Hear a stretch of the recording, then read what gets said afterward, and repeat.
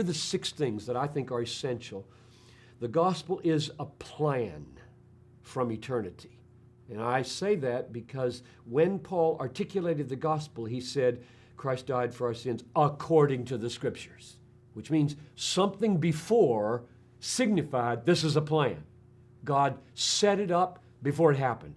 That's number 1. Number 2 is the gospel is an event in history. Christ died. Number 3, the gospel is an achievement in and through that event of something that happened between the Son and the Father. Namely, sins were paid for and righteousness was completed. This was an obedience unto death, and therefore a perfect obedience was achieved and a perfect guilt offering was paid. So that's number 3, an achievement. Number 4 is that is extended in an offer to the world that is free. If the offer were not free, there would be no gospel. If it were by works instead of by faith, there would be no gospel. And then comes what we call application of the achievement. That's where we usually stop. This is my concern, my own personal concern about the fullness.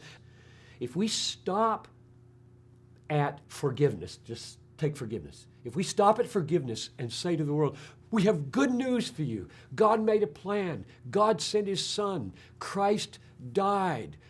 Your forgiveness was achieved. It's offered freely. Take it by faith. Yes, you have it. And we stop, which we often do. Something's missing because I want to say, so what forgiven?